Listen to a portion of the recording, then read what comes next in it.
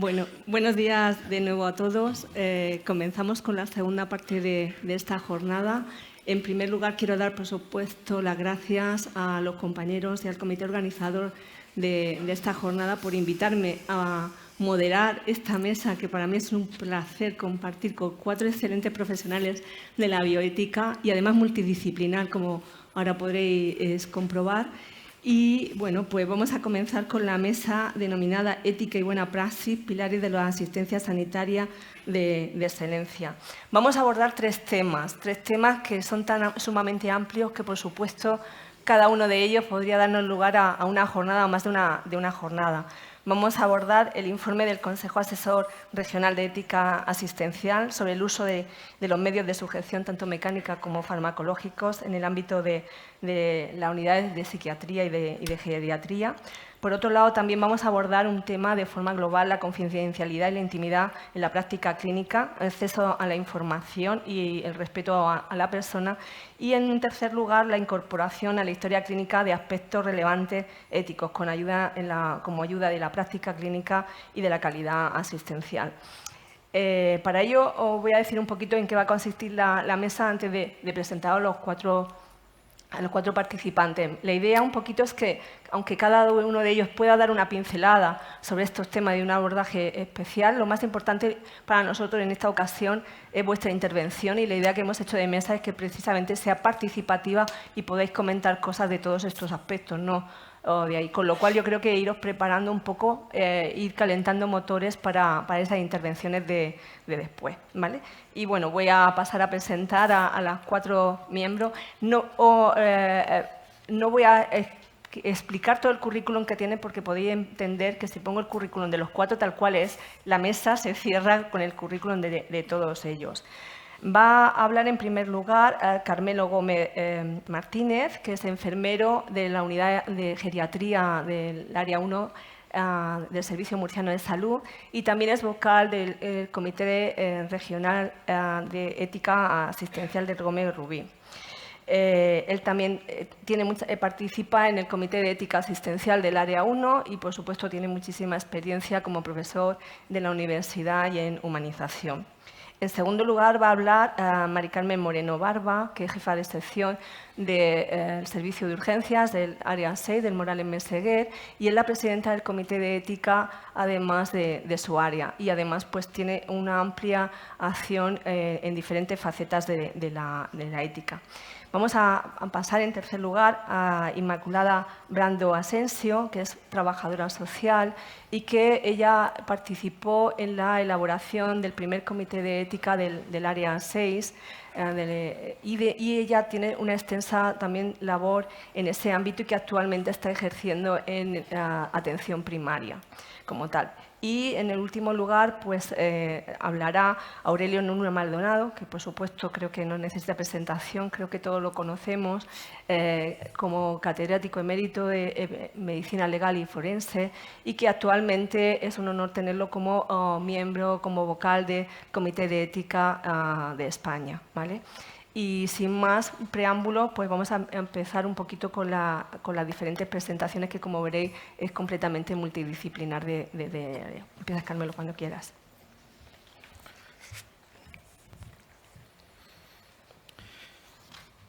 Muy bien, pues buenos días a todos los asistentes, a todos ustedes. Y antes de empezar, me gustaría, es de obligado cumplimiento, lo hago con mucho gusto, agradecer al comité organizador, así como al propio CAREA, la oportunidad de estar esta mañana compartiendo lo poco o mucho que podamos hacer por la bioética y por la ética. Dicho esto, yo sí particularmente creo que lo hago con mucho gusto también. Agradecer a todo el comité de ética, por supuesto, porque el plenario, el documento de concepciones, ya sean físicas o farmacológicas, se pasa por el plenario. Pero sí que me gustaría, de verdad, destacar el trabajo de compañeros como Ana, como Joaquín, pues como Javier, de otros muchos compañeros que hemos estado ahí trabajando uno tras otro todo el rato, intentando por todos los medios, echando horas de la noche, de fines de semana, que esas cosas no se suelen decir. Y que lo hemos hecho de verdad con mucho gusto porque este documento salga adelante. Dicho Esto, bueno, en muy poco espacio de tiempo, porque no puede ser de otra forma, porque ya tienen el libro, tienen el documento, para leerlo con tranquilidad, vamos, por lo menos mi intención es destacar los puntos clave de cada epígrafe principal y la novedad de este informe sobre el uso de medios de contención mecánica y farmacológico. Se ha hablado de forma muy tangencial durante toda la mañana, está escuchando, ¿no?, lo del envejecimiento, geriatría.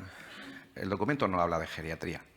El documento se hace fundamentalmente, inicialmente lo motivó la publicación la puesta en vigor de un informe de la Fiscalía General del Estado sobre un recordatorio sobre la forma de usar, en principio esa es la aspiración, contenciones mecánicas, físicas y farmacológicas, que luego se fue desarrollando y fuimos haciendo más grande y más grande y más grande para intentar captar todos los matices que tiene un problema tan grande como puede ser el mal uso, y ya empiezo a adelantar un poco, el mal uso de una sujeción o de una contención. Se habla de envejecimiento, pero realmente todo el envejecimiento no es la imagen que tenemos en la cabeza, que a veces hacemos sin darnos cuenta, edadismo, hablamos de envejecimiento y empezamos a pensar en ancianito, la palabra ancianito, en un sillón allí puesto, que eso no es así, ¿eh? El envejecimiento es otra cosa. Estamos hablando de una parte de la población mayor con problemas muy concretos, que en la primera ponencia han destacado los dos ponentes, que se caracteriza por vulnerabilidad, lo que en geriatría hablamos fragilidad, por otros motivos concretos y diferentes. Dicho esto, vamos a intentar brevemente, muy brevemente, hacer algún matiz que nos interesa que aclaremos, más que aclarar, que pongamos aquí de cada uno de los puntitos que hemos trabajado en el informe. Así, por ejemplo, cuando hablamos de problemas semánticos, nos dimos cuenta que realmente no hay nada sobre qué se llama contención. Uno dice contención, otro dice sujeción. Los que dicen contención están peleados con los que dicen sujeción, porque una cosa es contener, otra cosa es sujetar. Eso es físico, eso es mecánico. Nos hemos dado cuenta de que, bueno, no hay un marco referencial conceptual que nos diga realmente a qué llamamos eso. Y yo creo que es que al final todo el mundo lo sabe. O sea, es algo físico que utiliza para controlar el movimiento de una persona. Ya si quieres tú, en privado, le llamas contención o le llamas sujeción, pero creo que todo el mundo sabe de lo que estamos hablando. Tenemos que definir esto. ¿Por qué hay que definirlo? Porque algunas líneas, como luego veremos, que persiguen, me parece bien, disminuir racionalmente el uso de este tipo de sujeción-contención. Claro, como no hay un marco conceptual claro de base, se inventan nuevas formas, que es introducir en este cortejo de conceptos el término restringir. Y ya a contener y a sujetar le añadimos restringir. Y dependiendo más o menos de quién te lo cuente, restringir no es sujetar. Entonces restringir está permitido, que no es sujetar. ¿Entienden un poquito cómo todo esto, que parece que no, una simple palabra ya está condicionando lo que podamos hacer? Por lo tanto, es necesario unificar esos criterios definitorios, que hoy por hoy no lo están. En cuanto al contexto del entorno asistencial, nosotros sí nos dimos cuenta, y lo hemos remarcado en el informe, que no es una cuestión, como dice el informe de la Fiscalía General, de residencia o centro sociosanitario o centro sanitario de salud mental. Yo creo que no es eso. Tenemos que salir de ahí para entrar a la persona. Es decir, qué es lo que le pasa a la persona en un momento determinado, esté en el entorno asistencial que esté. Porque si nos ceñimos exclusivamente a residencia y nos ceñimos exclusivamente a centro psiquiátrico, planta psiquiátrica, se nos olvida el hospital, se nos olvida los que están en cualquier unidad de ingreso hospitalario y se nos olvidan los de las casas, que eso es atención comunitaria, donde nadie está diciendo si es correcto o no es correcto, o es adecuado o no es adecuado lo que está haciendo, sin darse cuenta, entiendo o no, pues un familiar o un cuidador determinado con un mayor que esté dependiente y en casa. Por eso hemos insistido mucho en esa parte, porque ponemos un ejemplo, síndrome confusional, el delirium en geriatría. Claro, es que eso te puede pasar en una residencia. Entonces, ¿por qué digo el delirium? Porque lo pone como ejemplo de cuadro en el que estaría más o menos tolerado una sujeción en un momento agudo. Digo, ¿y si esto pasa en residencia, que curiosamente solamente los que trabajan en geriatría parece ser, que sabemos que esto te pasa con mucha frecuencia, no solamente en residencias, en planta, eso que decimos que se ha demenciado, que todos sabemos que eso ya no es correcto, sino en cualquier caso que ha hecho un síndrome confusional. Bueno, pues eso habría que matizarlo. También en relación al uso concreto de las medidas, sobre todo las farmacológicas. Ahí menos más que estaba Ana, para echarnos una mano, bueno, para echarnos una mano no, para aclararnos las cosas. Porque yo estaba ahí súper perdido, ¿no? ¿Por qué? Porque, jolín, es que hay que aclarar muy bien qué se entiende el uso de la farma para contener. Eso éticamente tiene mucha reflexión. ¿A partir de qué momento un fármaco deja de ser utilizado para lo que en principio está diseñado para convertirse en una forma de contener? Es que esto es muy complejo. O sea, ¿quién decide eso? ¿Bajo qué prescripción se está haciendo? Por lo tanto, el uso debe estar muy bien protocolizado, debe estar muy bien registrado, conocido por todo el mundo, pero no solamente por este centro, sino debe ser algo transversal para todo el personal sanitario, al menos en la comunidad autónoma. ¿Sobre quién prescribe o bien solicita? Pues esto nos hemos encontrado no solamente el problema de facultativo que prescribe, dependiendo del entorno. En residencias sabemos que el médico no está todo el día y a veces no está todos los días. Por lo tanto, todos sabemos que a veces en residencia, y donde no es residencia, cuidado que no estoy aquí malinizando ahora la residencia, sino y donde no es residencia, a veces la sujeción, con aquello de que es por el bien del paciente, pues estamos nosotros, las enfermeras, a veces haciendo cosas que no sabemos que no se pueden hacer. Y en un momento determinado hay que saber que una contención, sea del tipo que sea, pero lógicamente, específicamente física, es una prescripción facultativa. La norma te permite una ventana de 24 horas en el caso de una urgencia hasta que recojas la firma y autorización del facultativo e incluso para comunicar al juzgado ante cierto tipo de situaciones. Y esto hay que recordarlo, porque no lo sabemos, normalmente no lo sabemos. Lo que también nos llamó mucho la atención fue cuando aparece el concepto de autosujeción. ¿Quién quiere autosujetarse? Pues se sorprenderían de las personas mayores que porque la cama es muy alta y tienen miedo a caerse de la cama, piden ellas que le pongan una barandilla. Yo creo que esto lo hemos visto más de una vez, lo que pasa es que no lo hemos dicho nunca públicamente para que no piensen que estamos locos. Pero esto es así. ¿Eso entonces es una sujeción o no es una sujeción? Porque está usando una barandilla. Esto es lo que hemos intentado en este informe reflexionar. Porque ante la duda tenemos que ir a la parte de beneficencia y no maleficencia. Intentar que lo que hagamos no sea un daño para el propio paciente.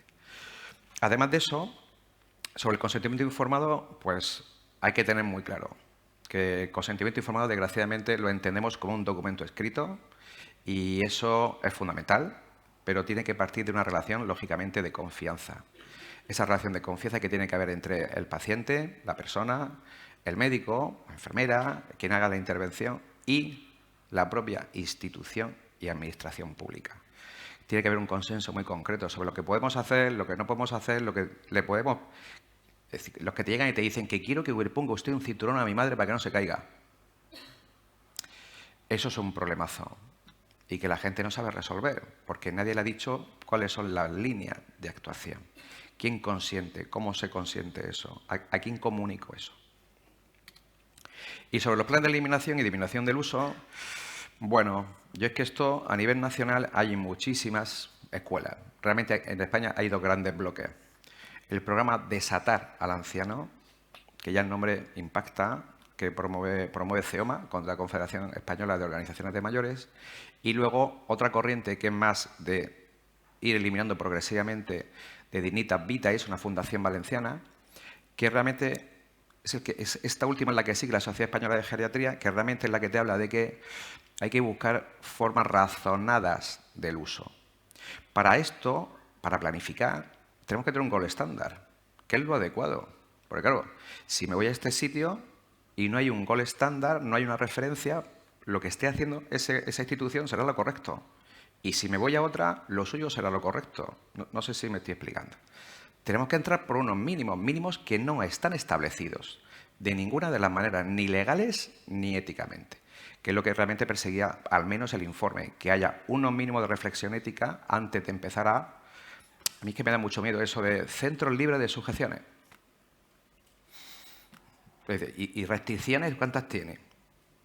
No, pero restricciones son sujeciones. Digo, o sea, poner una mesa hasta el fondo donde está allí la persona, como es una restricción, ya no es sujeción, y por lo tanto eso no se considera. Pues hay que establecer un gold estándar. Por supuesto, como todos los planes, deben de tener indicadores clarísimos. Y hemos sugerido, solamente he sugerido, unos cuantos en el informe.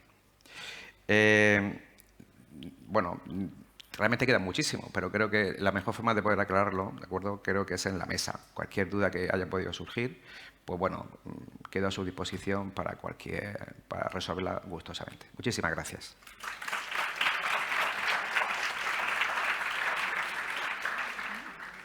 Como obviamente se puede dar lugar a muchas intervenciones, vamos a escuchar un poquito las pequeñas presentaciones que tienen los compañeros y luego damos el campo para poder hablar todo sobre los diferentes temas y poder intercambiar cuando quiera. Carmen.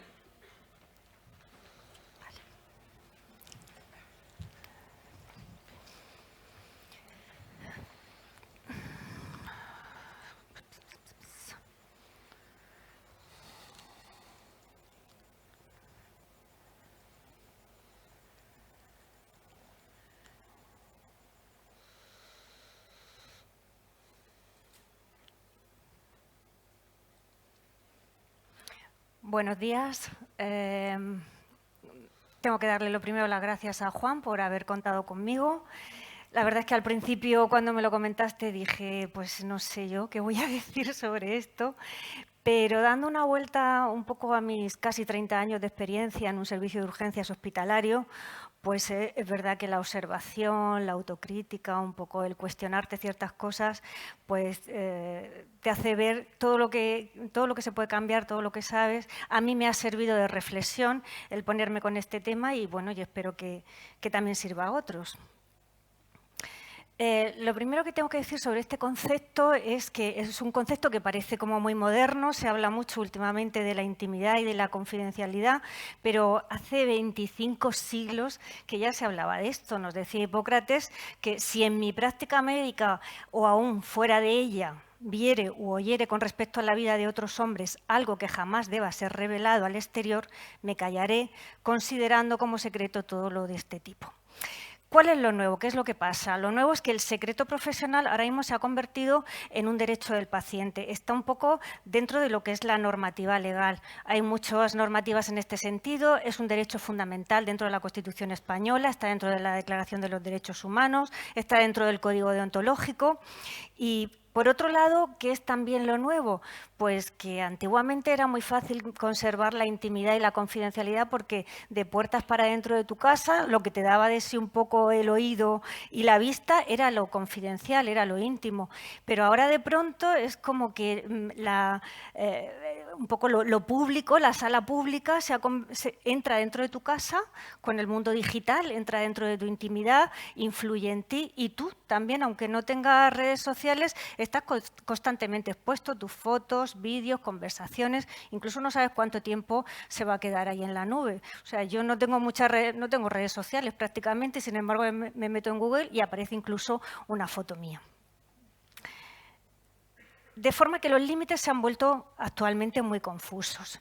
Un poco para entender los conceptos, yo creo que visualmente es más fácil entenderlos así. Tenemos nuestra vida pública y, por otra parte, nuestra vida privada. Y dentro de nuestra vida privada hay cosas que tienes que compartir pues, con unos pocos, como puede ser tu correo electrónico, tu cuenta bancaria. De alguna manera, pues a veces sí que te ves forzado a compartirlo. Pero hay otra cosa que está dentro de la privacidad, que es lo íntimo, de forma que con los poquitos que lo compartes se convierte la confidencialidad en algo en letras mayúsculas.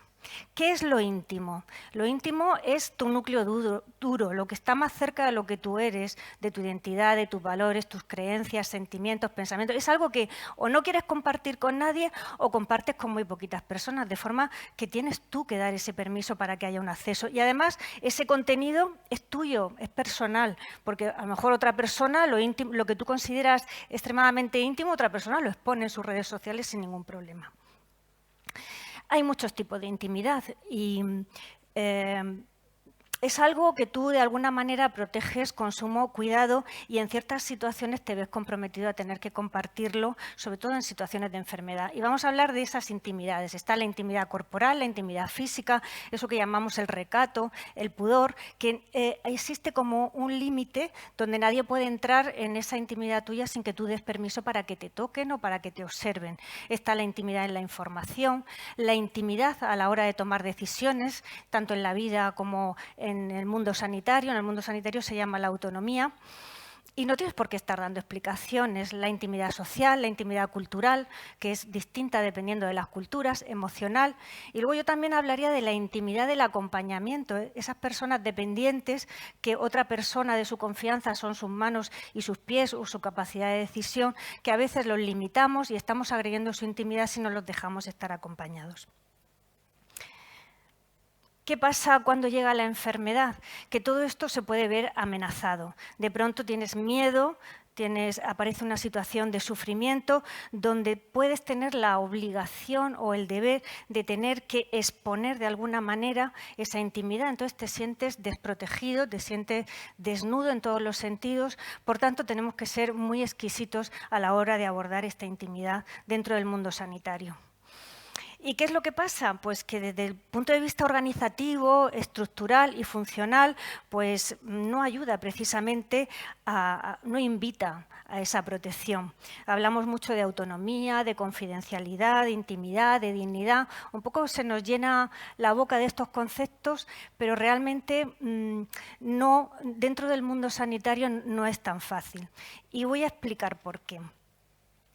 Por lo pronto se produce un contexto situacional, unos roles que no ayudan precisamente a la confianza. Por un lado, tienes delante de ti pues un señor, una señora con una bata blanca y que de alguna manera te da sensación de poder porque pues, tu vida o tu enfermedad o tu patología o tu posibilidad de curarte o de mejorar está en sus manos. Y por otro lado, tú te bloqueas, tienes miedo, el miedo produce bloqueo y te sientes pues, muy pequeñita, ¿no? Muy vulnerable, muy débil. No sabes hasta qué punto y hasta dónde vas a tener que permitir que entren en tu intimidad. Si a esto le añadimos, pues siempre hay delante pues, algo de tecnología, puede ser un ordenador o puede ser actualmente un ecógrafo, pues casi que no hay tiempo para mirar, para hacer contacto visual, para mirar a la cara, para mirar al paciente. Y si a esto le añadimos, pues a veces dentro de los hospitales, un pijama, pues de alguna manera tienes servido esa sensación de ser pequeñito, ¿no? De debilidad. Hay estudios sociológicos en este sentido. No sé si habéis oído hablar de un estudio de Zimbardo en una universidad de Stanford. Lo que hizo fue pedir voluntarios, estudiantes psicológicamente normales, donde durante unas semanas dentro de la universidad se iba a crear como una especie de cárcel virtual y se iba a grabar. De forma aleatoria a estos estudiantes se les puso, unos eran los guardianes y se les puso un uniforme y otros eran pues, los presos y se les puso un pijama y sin ropa interior. Automáticamente aquello se convirtió en que los que llevaban el uniforme eran los que tenían poder y los que tenían pues, ese pijama o iban sin ropa interior, tenían la sensación de despersonalización, de desindividualización y eso se convirtió en deshumanización.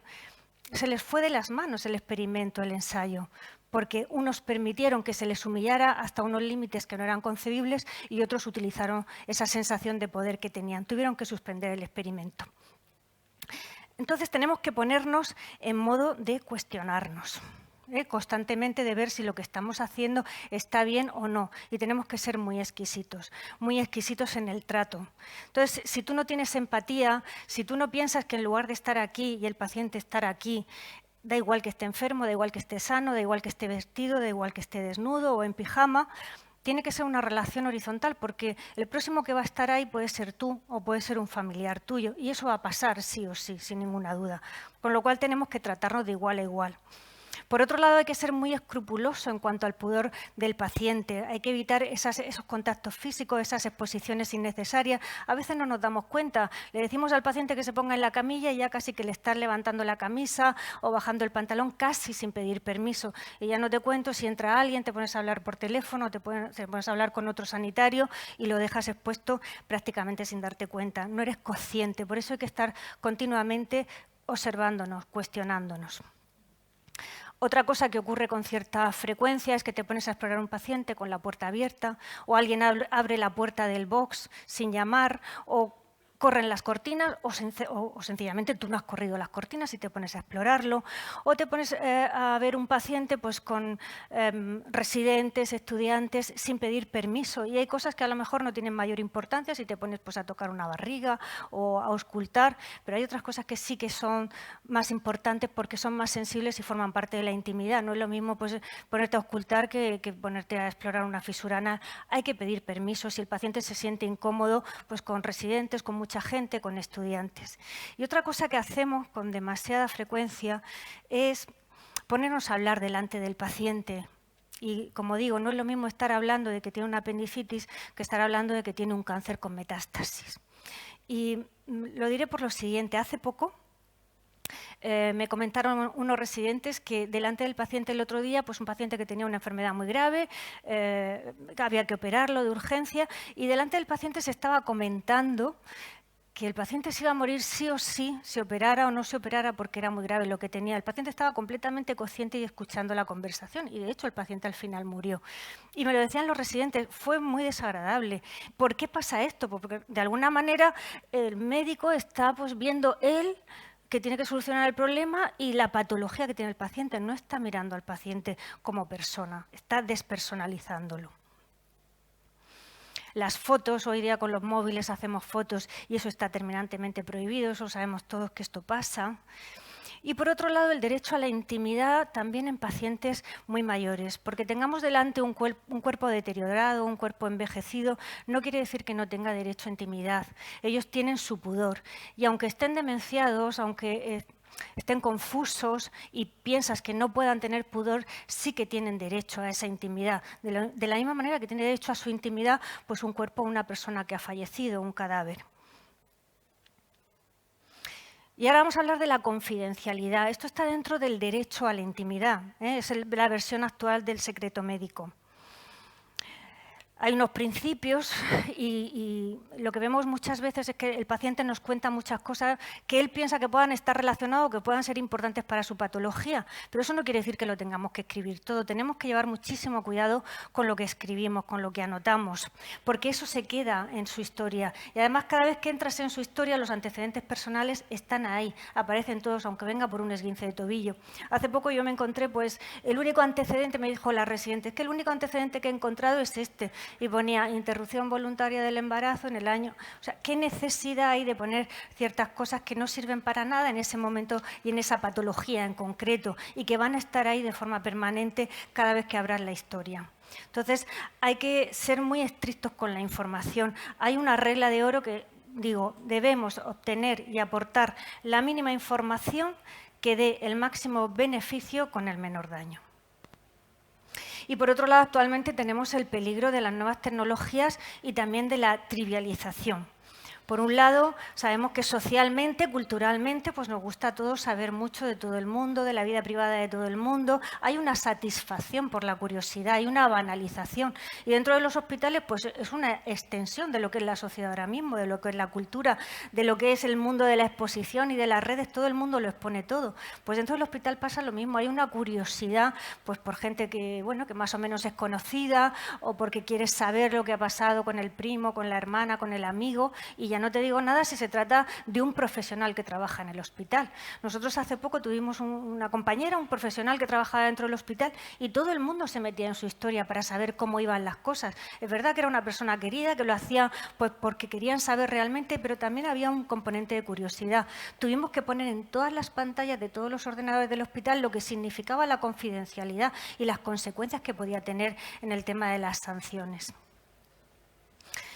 El acceso ahora mismo es muy fácil, solo metes tu clave y ya tienes toda la información de quien tú quieras. Antes había que ir al archivo, pedir la historia, pero ahora mismo, solo con meter tu clave, ya tienes ahí toda la información. Entonces, ¿qué es lo único que te puede hacer saber si lo estás haciendo bien o no? Es pararte a pensar si ese acceso es debido o no es debido. Es, digamos, una conversación interior que tú tienes contigo mismo, porque no todo lo técnicamente, todo lo que se puede hacer técnicamente se debe de hacer. Por otro lado, otra cosa que vemos mucho, que se quedan los ordenadores abiertos con tu clave, que cualquiera puede meterse en tu clave, que intentamos quitar el papel de los centros sanitarios y está todo lleno de papeles por todos lados, con informes de los pacientes. Yo el otro día me encontré un papelito de un paciente que ponía profilaxis para ETS, con la pegatina del paciente y eso estaba en un box por ahí perdido. O sea, no somos conscientes del daño que podemos hacer a la intimidad y a la confidencialidad con el tema de dejar papeles por todos lados. Y la información, muchas veces pues estamos en la cafetería, en los pasillos, en el ascensor, pues comentando un paciente. O damos información delante de otros familiares, dentro de la habitación o en un pasillo. Esto lo sabemos todos qué pasa y tenemos que ser muchísimo más exquisitos y más cuidadosos con dónde damos la información y dónde hablamos de los pacientes. Es verdad que hay circunstancias donde se puede vulnerar el secreto profesional y es en concreto pues, cuando hay un delito, cuando hay daño a terceros, en enfermedades de declaración obligatoria, mala praxis o cuando te requieren en un juicio. Son pues, situaciones muy determinadas. Y lo que sí que tenemos que ser es eso, es estar continuamente siendo autocríticos, observándonos, pues ver cuando estamos reduciendo al paciente pues a un número de habitación, a un número de cama, cuando no somos lo suficientemente prudentes o sensatos con el tema de la información, la telemedicina, que os voy a contar yo de la telemedicina, que realmente es que llega un momento que prácticamente solamente tienes que utilizar el teléfono y no sabes dónde va a quedar esa información. O sea, es muy importante si queremos dar una calidad sanitaria humana, que tengamos en cuenta el tema de la intimidad y la confidencialidad. El problema es que muchas veces hablamos de estos términos, se nos llena la boca, está escrito por todos lados y se desgasta el término y no sabemos realmente lo que es su significado, lo que es la esencia.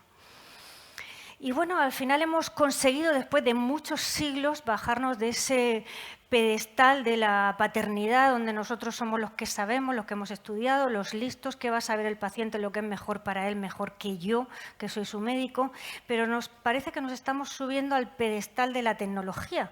Y yo no digo que la tecnología sea mala, la tecnología es buena, pero es que llega un momento que ya ni tienes que mirar al paciente, ni casi tienes que hablar con él, ni casi tienes que tocarlo. Y eso es un problema porque un poco rebasamos a veces el límite sin darnos cuenta de deshumanizarlo, de despersonalizarlo. Y para que entendáis lo que estoy diciendo, os voy a poner un ejemplo. Pues hace poco un residente se puso a hacer una ecocardio a una paciente que yo tenía en camas y aluciné de que supiera hacer ecocardio, me pareció estupendo. El problema era que la paciente estaba desnuda de cintura para arriba y las cortinas no estaban echadas y había otros pacientes enfrente. O sea, ni siquiera se percató, no se dio cuenta. ¿Por qué? Porque estaba sumido en esa pantalla del ecógrafo, pues de la misma manera que nos sumimos muchas veces en la pantalla del ordenador. O sea, llega un momento que prácticamente puedes pedir las pruebas por vía telemática, puedes ver todas las pruebas complementarias y casi que no tienes ni que mirar a la cara al paciente. Eso corremos un riesgo actualmente todavía de despersonalizar más y de deshumanizar más dentro del mundo sanitario. Por tanto, tenemos que tener muy claro que la intimidad, la confidencialidad, lo que antes llamamos el secreto profesional, son valores éticos, jurídicos y deontológicos que tanto los pacientes como los profesionales debemos demandar y proteger. Y es importante la formación y la información. Es importante y es necesaria, pero ¿es suficiente? ¿Es suficiente con esto? Pues ya yo digo que no. La respuesta con lo que yo veo es no, no es suficiente con esto. Tenemos que luchar para que todas las instituciones, de forma física y también organizativa, vayan en la dirección de la cultura del cuidado, de la dignidad, del trato personal, de la deliberación, de la reflexión, del espíritu crítico y, sobre todo, físicamente también habilitar lugares donde las habitaciones sean individuales, el tema de la lencería, el tema de las cortinas, de las puertas, o sea, no estamos... Esto no es una cadena de montaje, es un hospital, esto no es un aeropuerto, es un hospital, con lo cual ese trato personalizado es fundamental. Termino como empezaba, hablando de los clásicos, de los antiguos, de hace 25 siglos. Ellos ya hablaban de las grandes virtudes que son la prudencia, la justicia, la fortaleza y la templanza, y ellos decían, si queremos tener mejores sociedades, no hay otra, tenemos que empezar con la educación. Si tú educas en estas virtudes, tendrás mejores personas, tendrás mejores ciudadanos, tendrás mejores profesionales, tendrás mejores gobernantes, con lo cual mejores sociedades. Como decía Sócrates, somos lo que hacemos repetidamente. Por tanto, la excelencia es un hábito. Y las virtudes hoy día importantes que tenemos que tener en cuenta y educar en ellas son el compromiso, la dignidad, la confianza, la lealtad, fidelidad, respeto. Pero ¿basta con enseñar todo esto, con hablar de esto? No.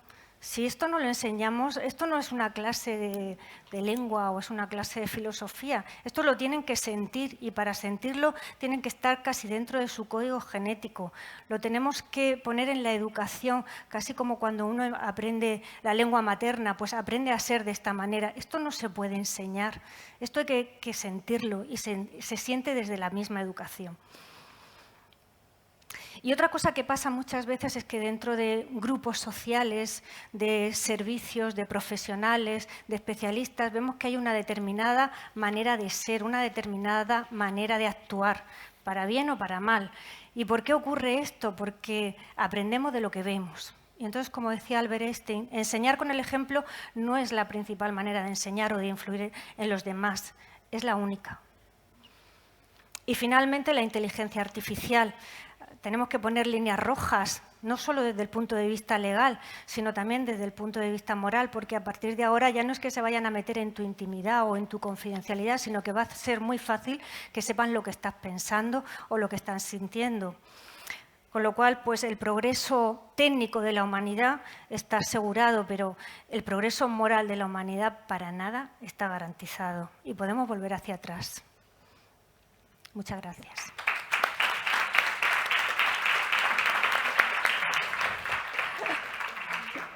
Muchas gracias, Carmen. Ahora Inmaculada nos va a hablar un poquito del abordaje social de todos estos temas.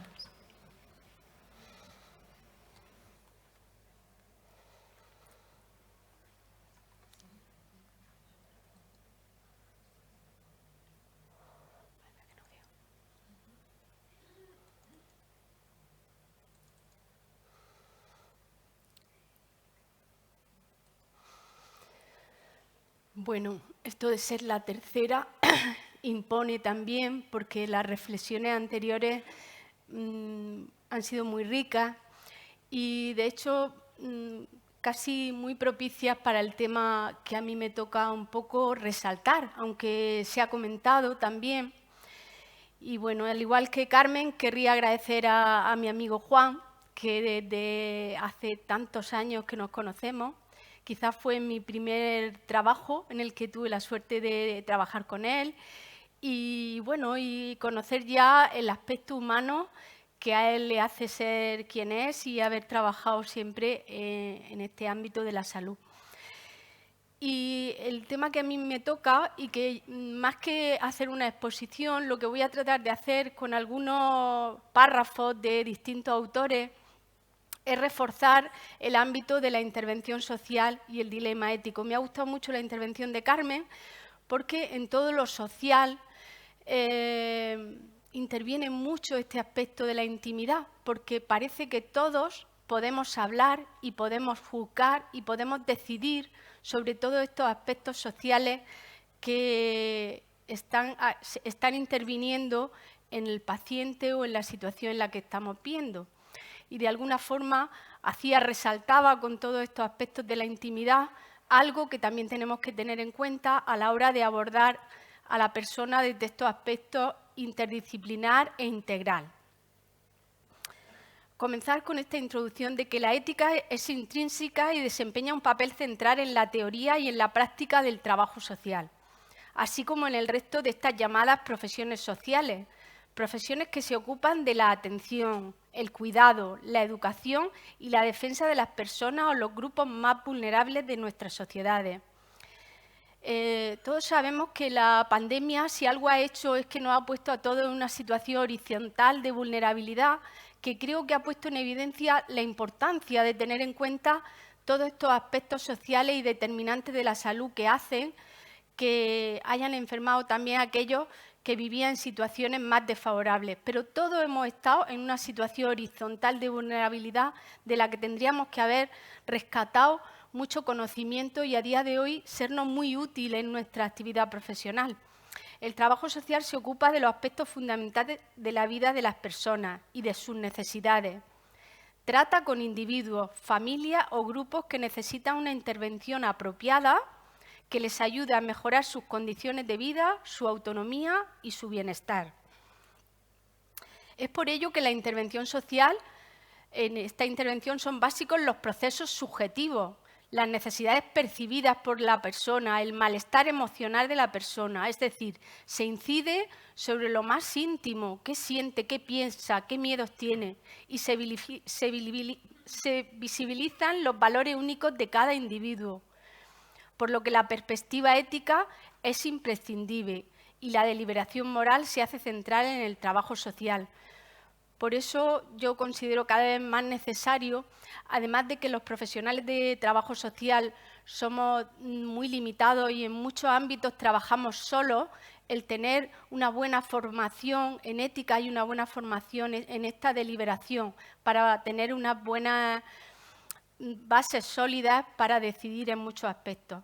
El profesional de trabajo social siempre ha tenido especial cuidado con los aspectos relacionados con la justicia y el respeto a los derechos humanos, siendo una de sus funciones básicas la promoción de la facultad de escoger libremente de las personas. Es por ello que muchos biotecnicistas y filósofos como Busquets reconocen que el trabajo social como una de las profesiones con más riesgo ético, el tener en cuenta todos estos aspectos que hablamos de la cultura, de los valores, de los sentimientos y de qué es aquello que la persona realmente necesita y quiere. El trabajo social, al igual que otras disciplinas, cuenta con sus principios éticos, como es el de reconocer la dignidad inherente a la humanidad, promover los derechos humanos, promover la justicia social, promover el derecho a la autodeterminación, promover el derecho a la participación de todos en las decisiones, respetar la confidencialidad y la privacidad, como ha dicho Carmen, tratar a las personas como un todo, no como una parte de ese cuerpo que en una institución tan biomédica como es la organización sanitaria a veces es algo que marca mucho a las personas. Usar de forma ética las tecnologías y las redes sociales, como ha comentado mi compañera, y también la integridad profesional que todos tenemos que llevar a cabo. En muchos casos los profesionales atendemos a personas enfermas y debemos conocer las circunstancias sociales que están incidiendo en esos aspectos de enfermedad mediante este abordaje interdisciplinar en el que cada vez más vemos necesario. Hasta hace muy pocos años la decisión, incluso la propiedad, a veces se sigue hablando, es que mi paciente, en la práctica clínica, el paciente que parece que es propiedad del médico, cuando en realidad están interviniendo muchos otros profesionales, para garantizar esa continuidad en los cuidados y el cumplimiento de los tratamientos e indicaciones terapéuticas.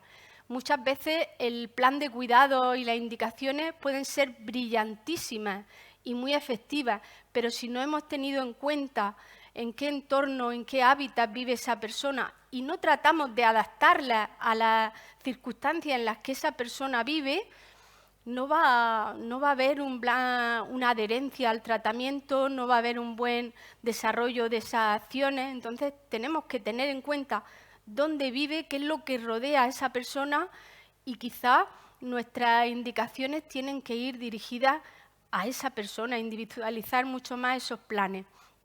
Los problemas y las dificultades psicosociales siguen viéndose como un hecho secundario en muchos casos, algo que se reduce a escuchar a la persona y a darle una orientación amistosa sobre lo que esa persona tiene que hacer.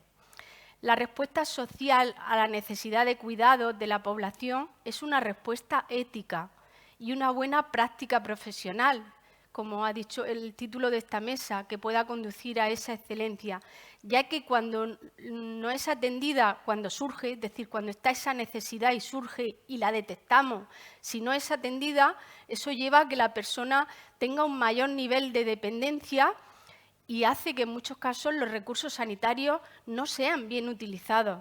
¿Cuántas veces las puertas de urgencias van personas porque los recursos sociales ni hay de urgencia, ni son inmediatos y ni son bien, por eso no son bien utilizados? De alguna forma tendríamos que ver y apostar todos por una verdadera coordinación sociosanitaria y que pese tanto las circunstancias sociales como las circunstancias sanitarias. Para lograr esta excelencia, desde una perspectiva ética, atendiendo a un modelo de atención integral centrado en la persona, en la intervención social del profesional de trabajo social, no son suficientes las prestaciones que en justicia corresponden a los ciudadanos. Quiero decir, muchas veces la ley de dependencia, que es ahora una de las prestaciones por las que toda persona tiene que ser evaluado previamente para obtener un recurso, por lo que es necesario también favorecer que cada persona pueda desarrollar todas sus capacidades y hacer efectivas sus posibilidades y autonomía en el ámbito social y comunitario donde se mueve.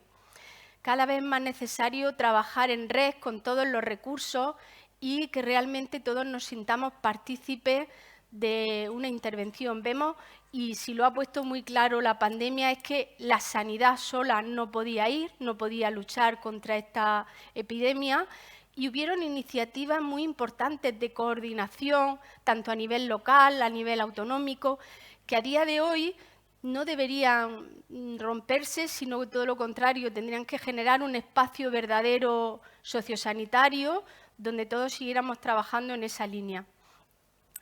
Por lo que en esta toma de decisiones se han de considerar valores, no solo hechos. En la intervención profesional se ha de prestar a estos valores tanta atención como a los hechos que surgen, y ambas dimensiones son imprescindibles a fin de incrementar esta calidad profesional y esta intervención que queremos centrar en la persona y en su abordaje integral.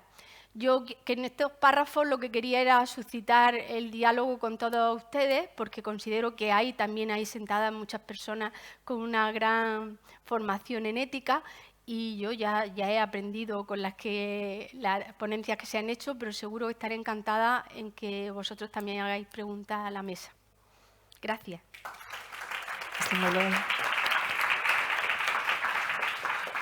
Bueno, para finalizar, voy a poner un poquito, profesor Aurelio Luna, cuando quieras.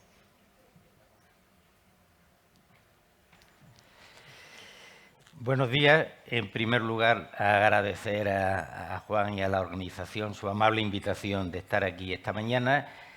Quien me precedía en la intervención decía que intervenir la tercera era complicado. Ya si interviene el cuarto pasa como los aviones cuando tienen que despegar, se van acumulando retrasos.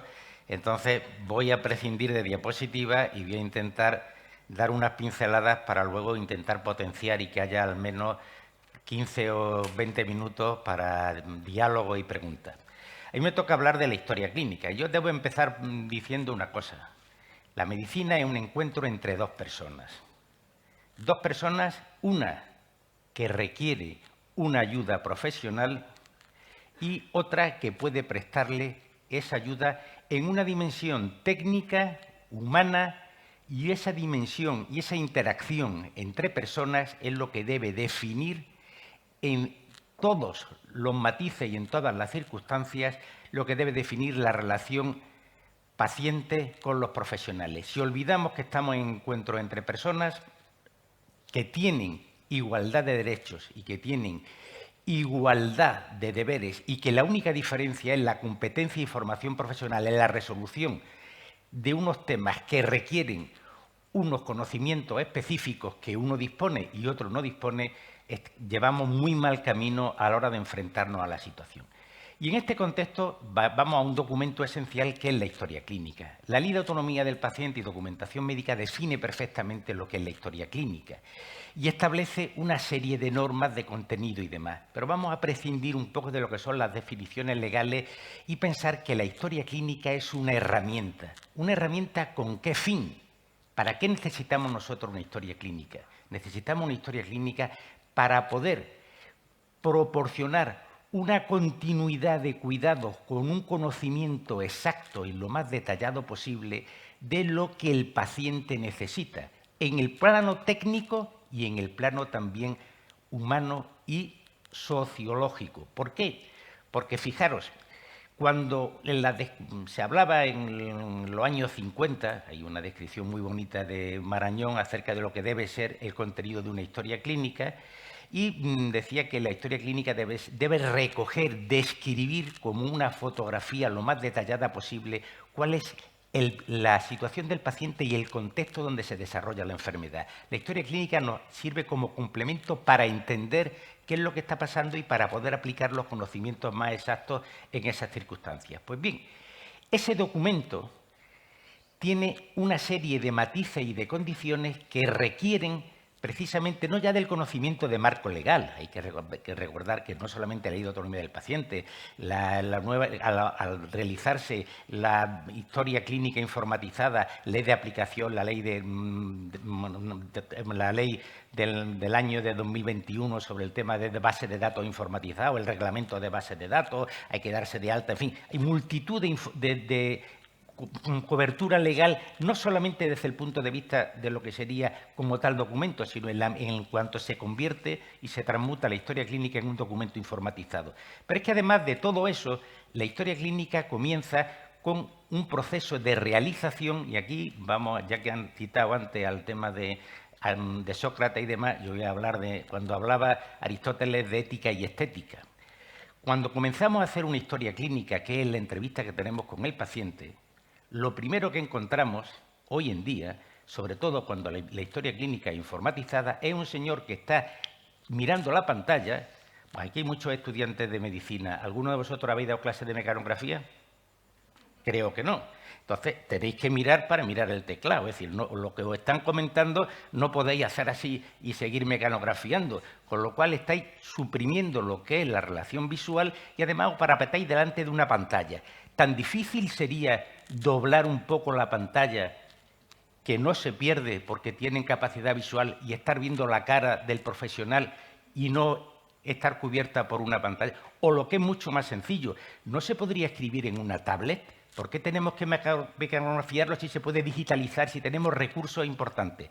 Pues bien, empezando por ese inicio, y fíjense que en ese comienzo, esa anamnesis, es el comienzo de establecimiento de una relación de confianza y donde se establecen los cauces por donde va a desarrollarse la comunicación fundamental entre el paciente y en los profesionales, teniendo en cuenta además que nosotros en la historia clínica el bien jurídico que más frágil que se va a tener va a ser precisamente el de la intimidad del que ya han hablado y no voy a reincidir sobre ese tema.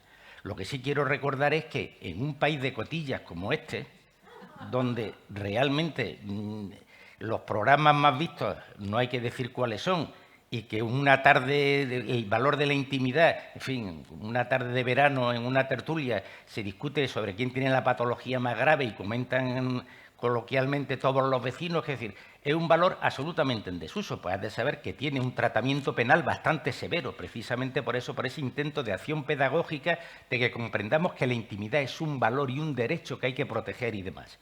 Pues bien, esa historia clínica es un documento vivo. ¿En qué sentido? Es un documento que va creciendo, se va generando. Es un documento colectivo. ¿Por qué? Porque intervienen muchísimos profesionales. Interviene el primer profesional que lo ve, vuelven las pruebas complementarias, si uno acude a urgencia, vuelven a reescribirse sobre esa historia clínica. Es decir, va generándose y van participando muchísimos profesionales. Pero es que además hay una serie de informaciones que no nos la tiene por qué proporcionar el paciente. Imaginemos en una enfermedad mental o en el caso de dependencia a fármaco o en enfermedades. Hay informaciones que nos proporcionan los familiares y muchas veces intentan que el paciente no sea consciente de esa información, lo cual plantea algunos problemas, como veremos ahora, si nos da tiempo a hablar de los derechos de acceso a la historia clínica. Pero además, esa historia clínica, que es de un solo paciente, resulta que está fraccionada. ¿Por qué? Porque la sanidad pública, si tenemos el CLN, pero si yo, voy a poner mi ejemplo, yo me operé el lunes en un hospital concertado, no tienen acceso a mi historia clínica. Los documentos que se generan no van a mi historia clínica. Yo llevaré el informe de alta, soy el mismo paciente. Y no digamos si esto hubiera sido objeto de un accidente de trabajo, donde intervendría la mutua de accidentes de trabajo, donde generaría otra nueva documentación que se encuentra fragmentada. Con lo cual nos encontramos que ese principio que debía garantizar la excelencia asistencial, que sería el principio de historia única, se encuentra fragmentada por muchísimos motivos y por muchísimas razones. Pero, por otro lado, tenemos la complejidad de que la historia clínica se hace muy mal. Yo, lamentablemente, veo siempre el lado oscuro del espejo. Es decir, la historia clínica que leo son las donde se producen reclamaciones por responsabilidad profesional. Y lo que veo es precisamente que el 60% de las historias clínicas dejan mucho que desear, con lo cual es un problema para el propio médico, que sería la garante de que se está realizando una buena asistencia, precisamente haberla recogido de forma precisa y clara. Pues bien, esa historia clínica, que tiene una orientación fundamentalmente biomédica, que se confecciona muchas veces sin tener en cuenta que estamos sembrando y poniendo los ladrillos de un proceso de comunicación que tiene que ser eficaz, tiene otra serie de usos, como pueden ser usos de docencia, usos de investigación, usos legales, es decir, la historia clínica se convierte en una prueba documental, donde a la historia clínica puede acceder personal que en muchos casos puede ser distinto del paciente, hasta qué punto, por ejemplo, en el caso de un menor maduro de 13 o 14 años, tienen los padres derecho a acceder a la historia clínica, quién es la titularidad de la historia clínica. Y el Código Civil exige a los padres el deber de cuidado, es decir, no ya el tema del ejercicio de la patria potestad, sino un deber de cuidado. ¿Dónde llega y cuáles son los límites del deber de cuidado y qué protocolos o qué prácticas tenemos para facilitar o establecer criterios de acceso? Veremos que no hay ninguno. Y no estoy ya hablando en el tema ético, estoy hablando ya en el tema legal, en el tema de la flexibilidad de acceder o no. Tenemos también un problema importantísimo en el caso de las historias clínicas, que es la posibilidad de acceder el propio paciente a su historia clínica. Y fíjense, historia clínica no es solo lo que está en soporte informatizado. Historia clínica también son los documentos que se le entregan al paciente y que muchas veces no quedan copia en el archivo. Incluso se pueden dar, hay algunos documentos que solamente los vamos a firmar en papel, no los firmamos digitalmente. Esos documentos deberían digitalizarse, pero deberían digitalizarse y tenemos un problema desde el punto de vista legal. ¿Quién garantiza que ese proceso de digitalización realmente corresponde al documento original y no se ha producido una modificación? Es decir, todavía estamos, a pesar de que el año 2003 en que comienza la ley, quedan muchísimos flecos, y no digamos para nada en el tema de investigación o en el tema cuando uno se va al extranjero, qué pasa con el acceso a mi historia clínica que podría hacerse desde otro hospital en el supuesto de que yo requiriera asistencia médica. Es decir, el tema de los flujos de comunicación entre países, es decir, hay cantidad de temas que están sin resolver, que no era complicado resolver, pero como no lo tenemos en el ámbito de la conciencia inmediata, lo vamos resolviendo como algo muy ibérico y muy hispano, que es según van viniendo y como podemos. Con lo cual, aplicando el elemental sentido común, muchas veces encontramos soluciones eficaces, pero no se trata muchas veces de buscar la idea, sino de gestionar un procedimiento perfectamente estructurado que permita solucionar el tema. Por otro lado, otra cuestión importante es que existen comisiones de calidad para evaluar la calidad de las historias clínicas, pero la retroalimentación por parte de los profesionales. Yo aquí le podría preguntar a cualquiera de los profesionales de aquí si alguna vez han recibido alguna recomendación acerca de la historia clínica que estaban confeccionando. Me temo que nunca. y hay elementos que se podrían matizar. Es decir, estamos en un terreno donde hay muchísimo trabajo, utilizando un término evangélico, la mies es mucha, y no sé si habrá suficiente obrero o no para recogerla, pero desde luego voluntarios serían bienvenidos a la hora de proporcionar soluciones. La historia clínica sigue siendo esa cuestión pendiente de la que todo el mundo habla, de todo el mundo resalta su importancia, pero a la que no se le da una respuesta estructurada, global, pensando fundamentalmente lo que dije yo al principio, que estamos entre el encuentro entre dos personas y que la historia clínica tiene que ser útil para entender el proceso, pero entender el proceso sin entender al paciente no es entender el problema. Quien tiene la enfermedad es una persona y esa persona tenemos que entenderla de forma global. Tenemos que entender la enfermedad en el contexto de la persona y la información que nos da la historia clínica, por ejemplo, con relación a preferencias de tratamiento, a opiniones con relación, es decir, desaparecen por completo. Es decir, no conocemos, a través de una historia clínica, desconocemos las opiniones que tiene el paciente acerca de su proceso de enfermar, de sus expectativas, de sus horizontes, de sus decisiones potenciales, y eso es fundamental si queremos entender a la persona. Y la única herramienta documental que nos va a proporcionar esa posibilidad puede ser una historia clínica bien hecha y orientada precisamente a ayudar a la persona en el proceso asistencial. No solamente recoger muy bien lo que son todo el tema, los antecedentes de tipo médico y demás, no digamos hasta qué punto, si yo voy a 4 profesionales, los 4 profesionales me van a hacer una anamnesis, van a escribir los mismos antecedentes en 4 hojas distintas y tendré en otorrino, enfermo tal, en cardiología. Y a veces se encuentra uno con la sorpresa de que hay errores en una y en otra, y hablaremos, espero que se me dé tiempo luego y me hace la pregunta adecuada Juana María, del derecho a rectificación y de los problemas que se plantean en su uso cotidiano en la actividad de la historia clínica. En fin, yo no quiero perder ni un segundo más, porque me gusta mucho más el debate y la discusión y las preguntas, que no largar una homilía, y más a esta hora con la hipoglucemia ya enseñando los dientes.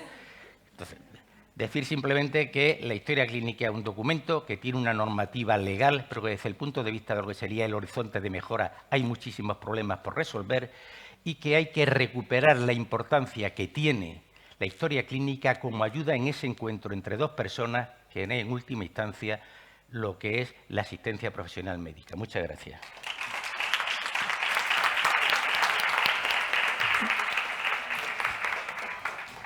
Bueno, yo creo que ahora sí que ya nos queda un ratito todavía antes de llegar a esa comida que todos vamos ya casi esperando, y abrimos el turno un poco de diálogo, preguntas e interacción con vosotros, que yo creo que es lo más importante, ¿no? ¿Alguien quiere hacer algún comentario?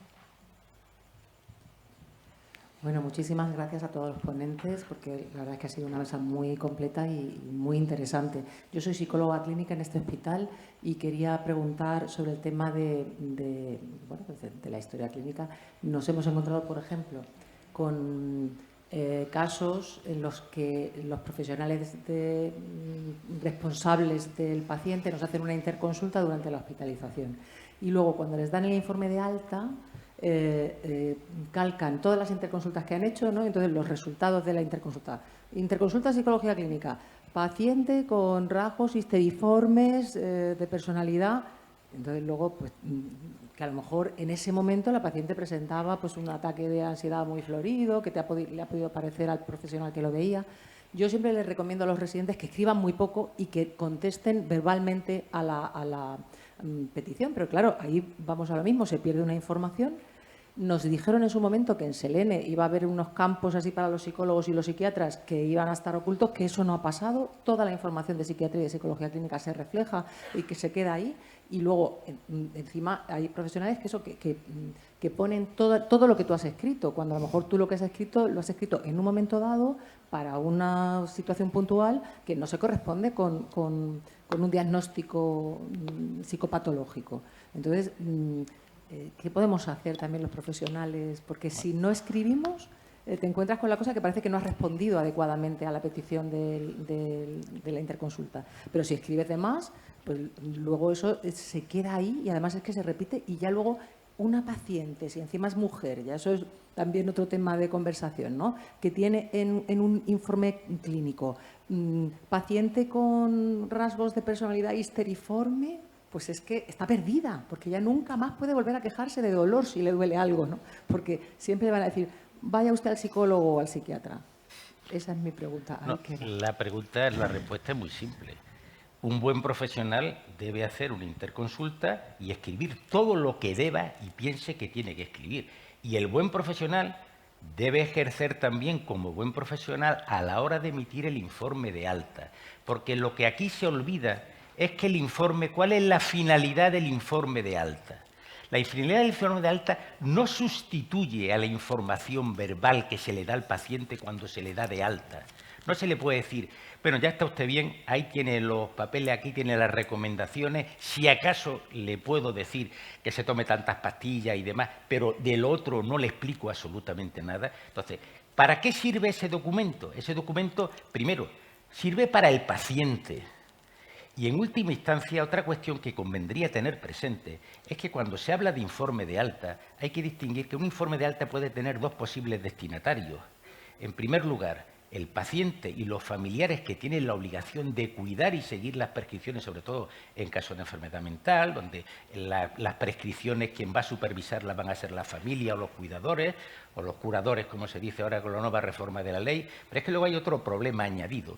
Ese informe de alta va a ir al médico que lo va a seguir a su médico. Entonces, habría que distinguir perfectamente cuál es la información que le interesa al profesional y qué fue la información es la que le interesa al paciente.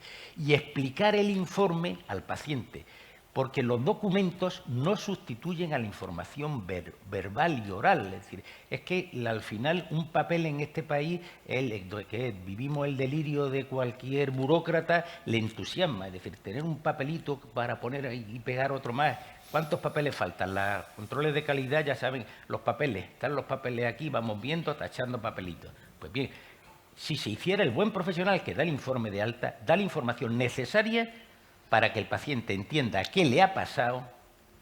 No hablamos nada de lo que es la utilización de siglas, lo que es la utilización de terminología. Es decir, eso ya es otra historia que parece que va escrita para otra historia. Es decir, lo primero que diría yo es que el profesional aprenda a hacer informes de alta. Sepa para qué es un informe de alta y a quién va. Y entonces el resto de los profesionales podrían estar tranquilos y hacer su trabajo sin ninguna complicación. Muchas gracias. Ahí hay otra pregunta, Joaquín, cuando quieras.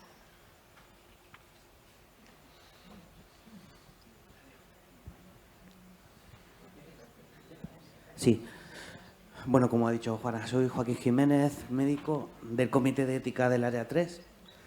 Y bueno, más que una pregunta, quisiera añadir a ver qué os parece, porque a mí me da la sensación que parte de los problemas que hay en la historia clínica es que los profesionales sanitarios todavía trabajamos en analógico. Y en esto me refiero a que no tenemos conciencia digital. No estamos acostumbrados a registrarlo todo. Estamos acostumbrados a ocultar, a explorar, pero la parte administrativa se ha tenido, con la digitalización de la historia digital, se ha teñido de una complejidad bastante importante y aprendemos a diario. Pero sí es verdad que no todo se registra, no todo se captura y todavía trabajamos muchísimo con el papel y lo que nos queda. Entonces, gran parte del problema que tiene la historia digital es ese, que todavía no hemos entendido correctamente que el paciente es autónomo en sus decisiones, que, como bien ha dicho Aurelio, puede acceder a la historia clínica y que todavía nos queda mucho camino por recorrer en cuanto a intimidad y confidencialidad, como ha hablado Carmen. Pero quería señalaros esa parte, que todavía estamos trabajando en analógico. Tenemos un cerebro analógico que debe dar el paso todavía al digital, que lo estamos dando, pero que todavía nos queda en ese sentido mucho tiempo por recorrer. Yo perdono, Joaquín, que te interrumpa, pero es que creo que Pues yo, que nací en la analogía más absoluta del bolígrafo y los papeles que se perdían y había que grapar en la historia, llevarlo a documentación, hay historias bien hechas y mal hechas. Punto. Sea cual sea luego el soporte, digital o... lo que tenemos que acostumbrarnos es a hacer la historia bien. Y me da lo mismo escribir en papel que escribir. A lo mejor a mí me tarda mucho más porque manejo 2 dedos, ahora solo lo de la mano derecha, para escribir en el ordenador. Pero si lo hago bien, si yo sé cuál es la finalidad de la información, porque es que al final parece que en la historia clínica lo que yo tengo que poner son los tratamientos y lo que ha ocurrido de alguna eventualidad, si subió la tensión. Cuando yo miro, por ejemplo, las hojas de enfermería, que para el tema de las reclamaciones profesionales son fundamentales porque recogen la inmediatez del proceso, vemos que están mucho mejor confeccionadas en general las hojas de enfermería que la historia clínica por parte de los profesionales médicos. Con lo cual hay que decir, bueno, sea cerebro analógico, sea cerebro digital o sea cerebro intermedio, que se utilice, que funcione y que haga uno lo que en conciencia y como buen profesional debe hacer, que es cumplir con su obligación de reflejar de la forma más exacta posible cuál es el proceso al que se está asistiendo al paciente, qué eventualidades y qué circunstancias hay. Que no pasa nada, que no se pierde mucho más tiempo. Es decir, entre hacer una cosa regular y hacer una cosa mal y hacerla bien, la diferencia no es tan grande. Y luego las satisfacciones que te llevas si la haces bien, aunque solamente sea por el tema de la autoestima, pues como hay pocas herramientas así para que se te la refuerce, mira la historia y dice que bien la has hecho y te quedas ya, ese día duermes estupendamente bien. Muchas gracias.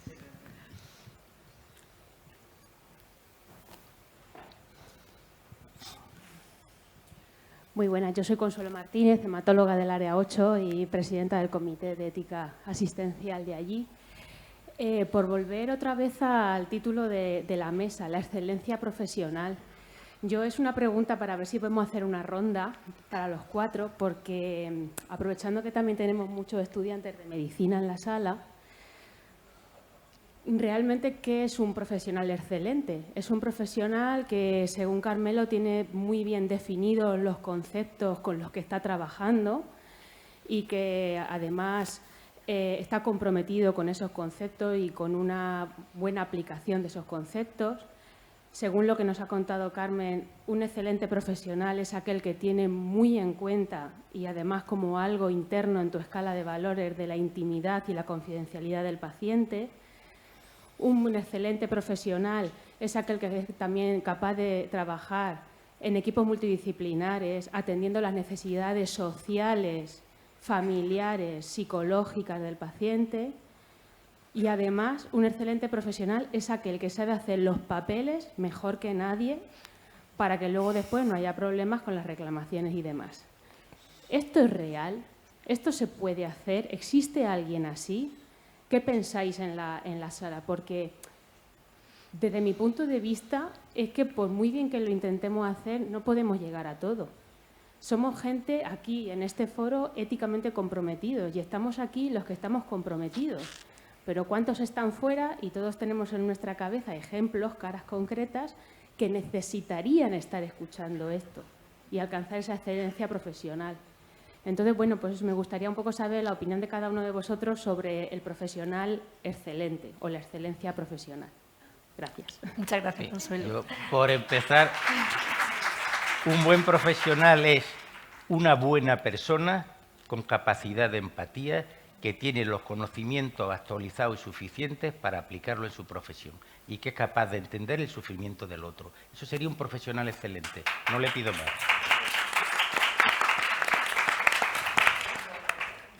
Yo añadiría a lo que dice el profesor, el que un buen profesional, aquel que también humildemente tiene en cuenta que no es omnipotente y que no puede saber de todo y que para eso se generan estos espacios multidisciplinares en los que no en una sola consulta tenemos que solucionar, puesto que seguramente no vamos a poder, sino que sí que podemos detectar, derivar y de alguna forma tener en cuenta esa continuidad, que muchas veces esa parte de la atención se hace desde el espacio facultativo, pero luego pueden intervenir muchos profesionales que enriquezcan esa tarea y ese sentir de la persona de que se está atendiendo como un todo. Muchas gracias.